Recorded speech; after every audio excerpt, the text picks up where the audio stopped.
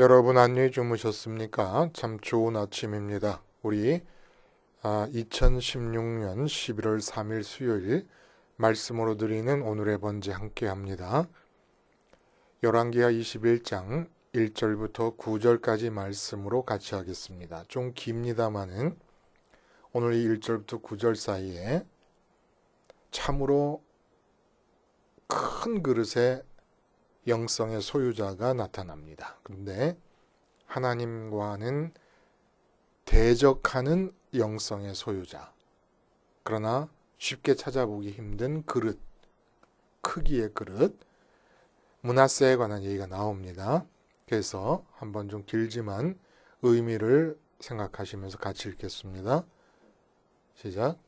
므낫세가 왕이 될 때 나이가 12세라 예루살렘에서 55년간 다스리니라. 그의 어머니의 이름은 헵시바더라.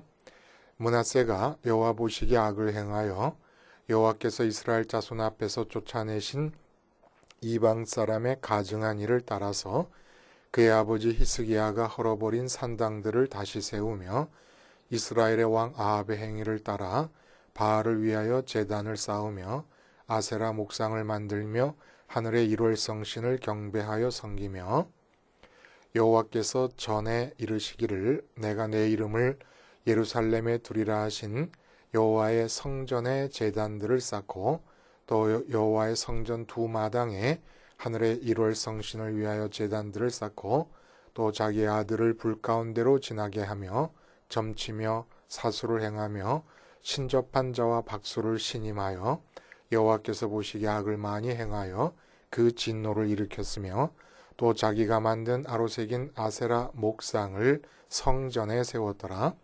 옛적에 여호와께서 이 성전에 대하여 다윗과 그의 아들 솔로몬에게 이르시기를 내가 이스라엘의 모든 지파 중에서 택한 이 성전과 예루살렘에 내 이름을 영원히 둘지라. 만일 이스라엘이 나의 모든 명령과 나의 종 모세가 명령한 모든 율법을 지켜 행하면 내가 그들의 발로 다시는 그의 조상들에게 준 땅에서 떠나 유리하지 아니하게 하리라 하셨으나 이 백성이 듣지 아니하였고 므낫세의 꾀를 받고 악을 행한 것이 여호와께서 이스라엘 자손 앞에서 멸하신 여러 민족보다 더 심하였더라. 오늘 우리가 함께 읽은 말씀 중심으로 선민 속에 자생한 악의 영성이라는 제목의 하나님 말씀 증거합니다. 무서워요. 이 제목 자체가 선민 속에 자생한 악의 영성. 영성이라고 하는 단어의 정의가 간단하지 않습니다. 영성학자들마다 정의가 달라서 하나로 추렴하기가 쉽지가 않습니다만은 제가 이해하는 바대로는 쉽게 생각해서 모성하면은 어머니가 자녀에 대해서 갖는 속성 아니겠습니까? 또 사회성 하면은 인간이 사회에 대해 갖는 어떤 속성을 말하는 것이에요. 그런 의미에서 쉽게 영성이란 무엇입니까? 영이신 하나님에 대해 갖는 인간의 속성을 말하게 됩니다. 그래서 악의 영성이라고 그러면 악한 어떤 영적 존재에 대해서 관계를 맺는다라고 하는 의미로 보면 이 세상을 이원론적으로 보게 됩니다. 그러나 기독교는 그렇게 이원론적인 세계관을 갖고 있지 않습니다. 하나님 한 분만이 온 세상을 주관하시는 분이신데 그러면 악의 영성이란 무엇이냐? 귀신 사탄들도 하나님에 대한 관계에서 영성을 갖는 거예요. 그러니까 굉장히 큰 영성적 존재들이죠.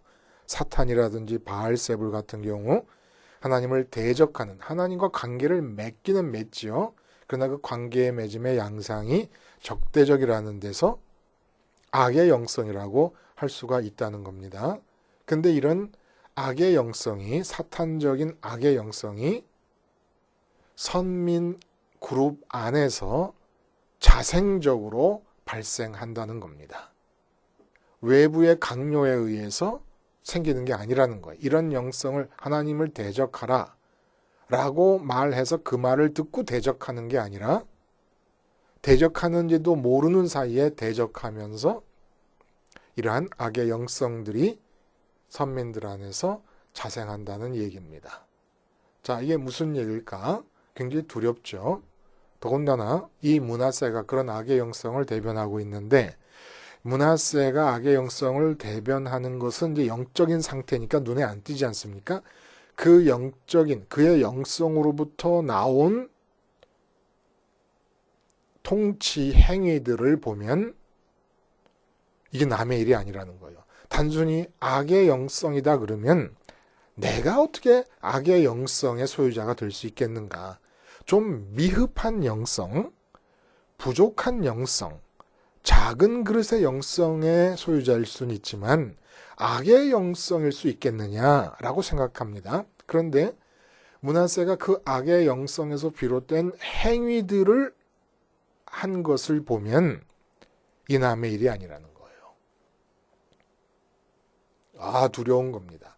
이 므낫세의 행위를 기점으로 말씀상으로는 하나님의 계획은 그 이전에 있었겠습니다만 말씀상으로는 유다의 멸망이 거듭거듭 확정적으로 예고됩니다. 자, 그러면 이 므낫세의 영성이 어떤 것인가? 14대 왕입니다. 근데 이해가 안 가는 것은 13대 왕이 히스기야 아니었습니까? 우리가 어제까지 살펴봤던 성군 히스기야. 그 히스기야의 아들로서 12살이 되었을 때 즉위를 합니다. 아버지가 이제 죽은 거죠. 12살이면은 15년 연장을 받은 걸 생각하면 히스기야가 연장받고 3년째 이 아들을 낳은 거예요. 12살이니까. 자, 아버지 히스기야가 죽고 유다는 아수르의 완전한 속국이 되어버립니다. 그러니까 정치, 종교, 문화 등 제 분야에서 아수르에게 큰 영향을 받았던 상황이 이 어린 왕이 성장하는 과정 중에 작용했을 것으로 추측할 수는 있습니다. 그런데 그렇더라도 여전히 히스기야가 종교개혁을 일으킨 뒤끝이었고 이사야 같은 선지자가 살아 있었음에도 불구하고 이 12살 된 아들이 왕위에 올라서 어떻게 우리가 읽었던 그런 행위들을 할 수가 있었겠는가? 보통 의심스럽지가 않습니다. 그리고 결국 이 므낫세의 악한 학정 아래서 많은 하나님의 선지자들이 죽임을 당하는 가운데 이사야도 톱에 켬을 당해서 순교한 것으로 유대 전승은 말하고 있습니다. 근데 이 므낫세 하나님을 향한 패륜적 악행을 열거하시는 말씀 가운데 정말 참담한 심정이 들 정도예요. 보시면 먼저 그 이방 사람의 가증한 일을 다 따라서 행했다라고 하는 제목을 정해놓고 그것이 다 뭐냐 하면은 그의 아버지 히스기야가 헐어버린 산당들을 다시 세웠다. 야, 이 산당이 어떻게 돼서 헐게 된 겁니까? 얼마 만에 헐게 된 것입니까? 솔로몬 이후 처음이에요. 산당을 제거한 것은. 근데 그걸 다시 이 산당을 다 세웠다는 얘기예요. 그리고 북왕국 이스라엘 멸망하지 않았습니까? 그 이스라엘 아합의 행위를 따라서 바알을 위하여 제단을 쌓고 아세라 목상, 그러니까 풍요와 다산의 신, 그리고 하늘의 일월성신, 일월성신들은 이 아수르나 바벨론 지역에서 믿어지고 있던 우상숭배였는데 이 땅의 모든 호사, 형통이 하늘에 달려있다고 믿었기 때문에 아마 일월성신을 경배하게 된 것 같아요. 여기에서 지나서 이렇게 우상숭배만 한 것이 아니라 어떻게까지 했냐면 여호와께서 전에 이르시기를 내가 내 이름을 예루살렘에 두리라 하신 여호와의 성전에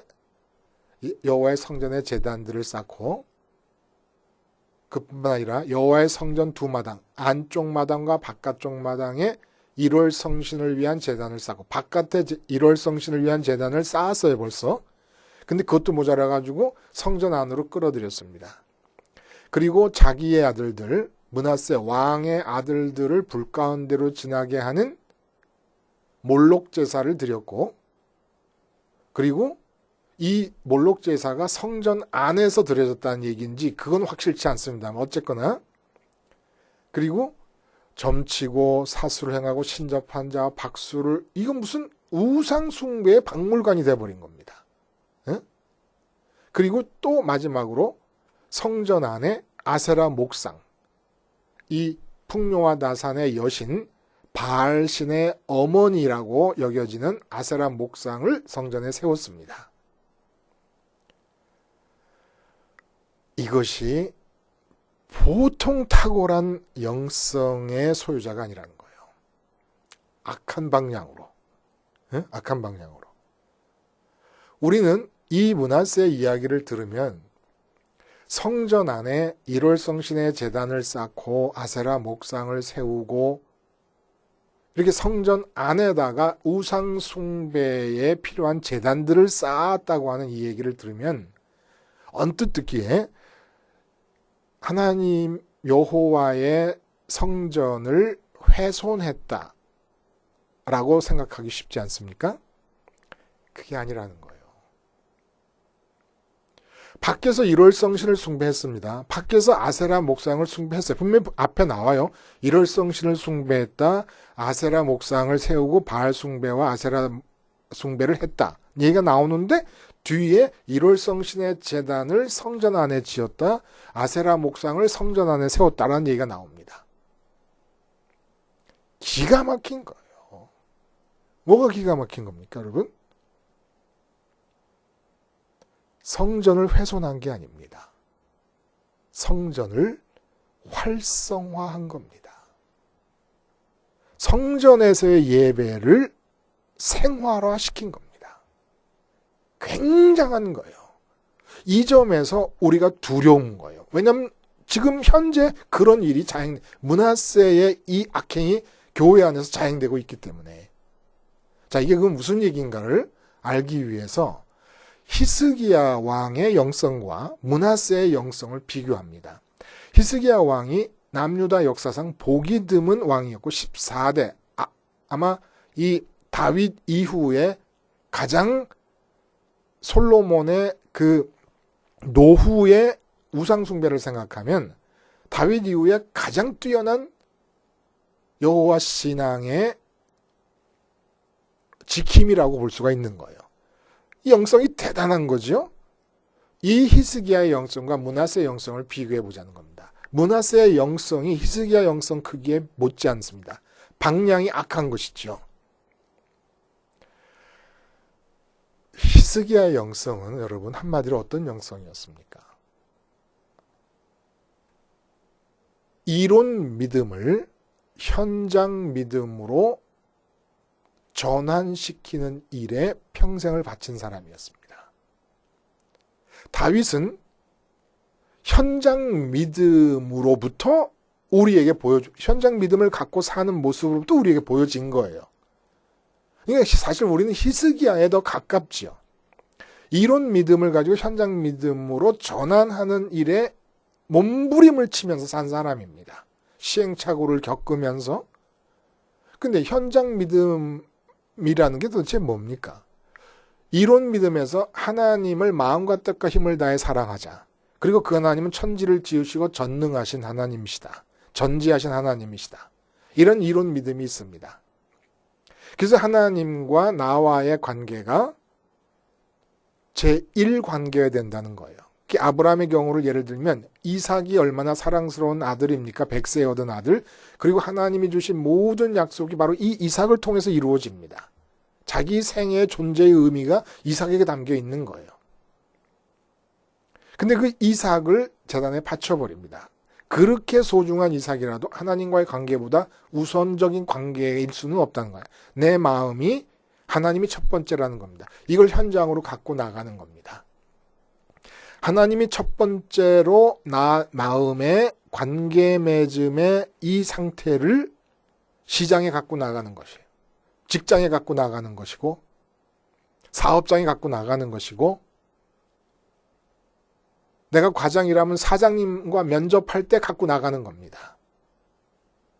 거래처와 대화할 때 갖고 나가는 겁니다. 아내와 남편이 관계할 때 하나님과의 먼저 맺은 관계를 유지하면서 부부관계를 해나가며 가정을 이끌어가는 겁니다. 이게 히스기야의 영성인 거예요. 어떻게 우리가 충격적인 사건들이 끊임없이 발생하는 삶의 현장에서 하나님과 내가 맺은 이 첫 번째 관계를 유지해 갈 수 있을 것이냐. 그래서 마지막에 취한 발뺌 기도에서의 침묵. 이 침묵이 뭘 뜻하는 겁니까? 아수르의 2차 침공이라 화가 나서 침공한 거예요. 지금 애굽의 동맹을 요청한 것을 듣고 화가 나서 아수르가 침공했기 때문에 그대로라면 상식적으로 하면 진멸할 위기에서조차도 침묵한다는 것은 그 위협적인 아수르의 2차 침공보다도 하나님이 더 먼저다라고 하는 것. 하나님이 천지를 지으시고 섭리하시는 분으로서 나와 관계 맺음에 있어 1위이시다. 라고 하는 걸 알기 때문에 아수르 2차 침공에 대해서는 마음이 죽어버리고 침묵해버린 겁니다. 이렇게 마지막 단계에 도달하고 히스기야의 생애가 끝이 나는 거지요. 그럼 므낫세의 영성은 뭡니까? 완전히 거꾸로라는 겁니다. 성전 바깥쪽에 이방 세계, 선민 바깥에 이방 나라들이 있습니다. 이방 나라들은 선민에게 주어진 이론 믿음상 하나님을 마음과 뜻과 힘을 다해 사랑하라라고 하는 그러한 이론이 첫 번째 명령으로 주어져 있는 거예요.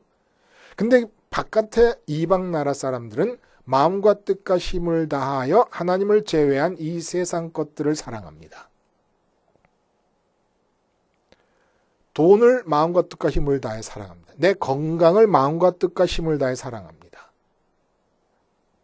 내 사업을, 아니면 교회 부흥을, 내 자녀의 형통을, 건강과 장수를 마음과 뜻과 힘을 다해 사랑합니다. 내 명예를, 사회적인 명예, 자살할 정도로 자기 명예를 중시합니다.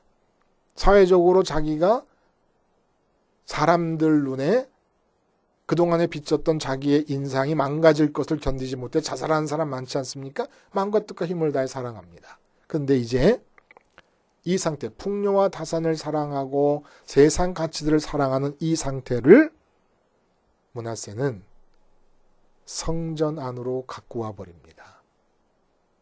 거꾸로. 그럼 어떤 일이 벌어지느냐? 그동안 히스기야 전까지 주로 성전에 가끔 들르면 여호와 하나님의 이름을 부르면서 성전에 정한 절차를 따라서 예배를 드렸어요. 그리고 밖으로 나가면 여전히 바알 숭배와 아세라 숭배를 하면서 풍요와 다산이라고 부자 되겠다고 그리고 건강하게 오래 살겠다고 하는 가치를 추구하며 살았습니다. 그러니까 자연히 성전이 소원하게 될 수밖에 없고 고립될 수밖에 없고 성전의 활성화가 죽어버리고 말았습니다.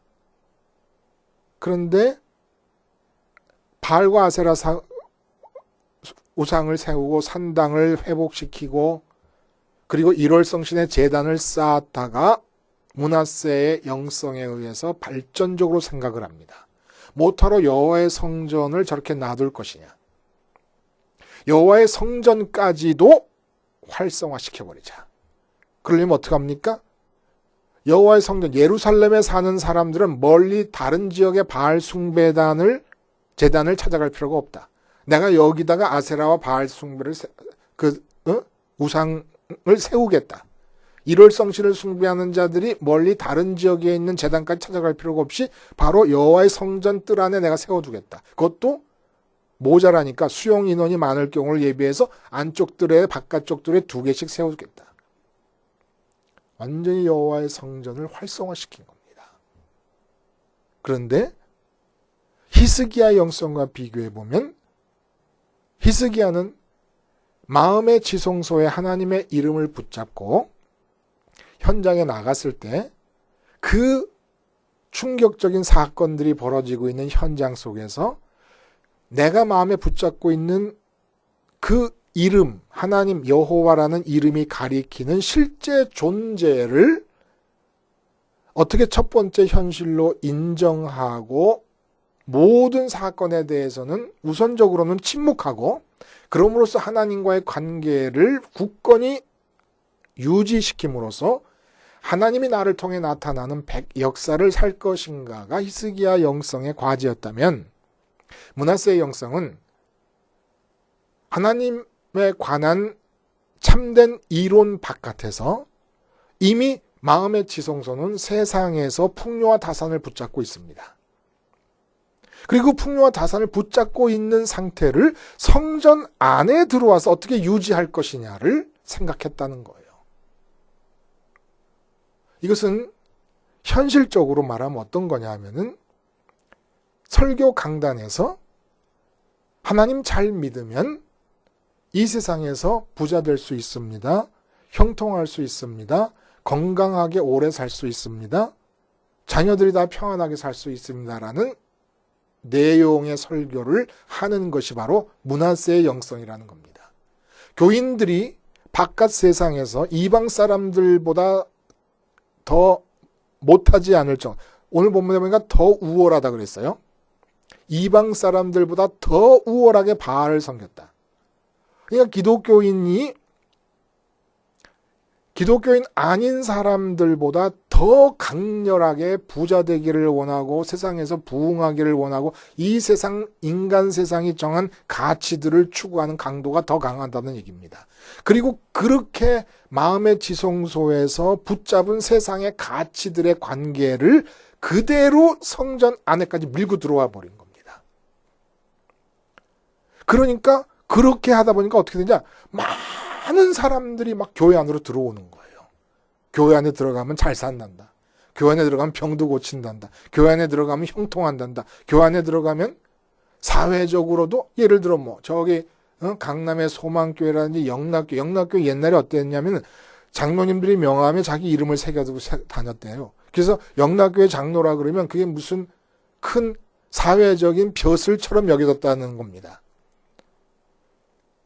엘리트들의 모임, 뭐 강남의 소망교회 같은 경우 그랬었지요. 그래서 무슨 정치 1번가였 이명박 대통령 시절에 그러기도 했었고 그런 걸 위해서 또 교회 나가기도 합니다. 이게 다 므낫세의 영성이라는 거예요. 악하고 악하다 못해 지독하게 악한 영성이 이 므낫세의 영성인 겁니다. 그래서 예배당을 활성화시킵니다. 보세요. 바알 숭배. 이거는 바알 숭배의 근원이 뭐라고요? 부자 되고 싶다는 마음이에요. 다산을 원하는 마음이고. 그 마음 갖고 있었는데 옛날에는 여호와의 성전을 지나가면서 피해서 갔어요. 멀리 있는 바알 성전을 찾아가요. 근데 이제는 그럴 필요가 없습니다. 여호와 성전 안에 아세라 목상을 세우고 바알 숭배를 가는 1월 성신의 제단까지 다 갖춰졌어요. 다 갖춰졌어요. 마치 요새 교회 예배당 안에 무슨 세상에 무슨 노래로부터 시작해서 세상식으로 뭘 해가지고 전도를 한다고 그러고 이 세상에 있는 것을 교회 안에 다 끌어들이는 겁니다. 그래서 교회 안에서 테니스 동호회도 하고 등산 동호회도 하고 무슨 남성교회에서는 무슨 뭘 하고 아니 교회에 모여서 축구하고 탁구하고 장사하고 왜 그러고 있어요? 교회가 뭐 하는 데인데? 내 이름을 둔 곳이다. 이름을 둔 곳이다. 무슨 뜻입니까? 교회 안에 오면 우리가 해야 될 일은 히스기야의 영성을 따라서 세상 살면서 놓쳐버린 하나님 제1관계, 하나님을 제1현실로 관계 맺음이 다 깨져버렸잖아요. 세상 사는 동안에. 교회 오면 그거 회복하는 거예요. 그럼 어떻게 해야 됩니까? 세상에서 내 마음의 제1대상으로 관계 맺고 있는 이 상태를 십자가를 통해 다 죽이는 겁니다. 성전에서 번제단에서 죽이는 것처럼 다 죽이는 겁니다. 그리고 완전히 예배당 바깥으로 나갈 때는 내 마음이 하나님이 제1현실인 상태로 회복돼가지고 나아가면서 어떻게 삶의 현장에서 충격이 끊임없이 가해지는 삶의 현장에서 앞으로 2차 침공 같은 일이 벌어질 수도 있을 삶의 현장에서 하나님 제1관계를 하나님이 그 사건보다 그 충격적인 발생하는 일들보다 더 우선적인 현실이라고 하는 사실을 어떻게 유지해 나갈 것인가를 몸부림치면서 수행해 나가는 것이 선민의 영성입니다. 이거 완전히 뒤집어져 버린 거예요.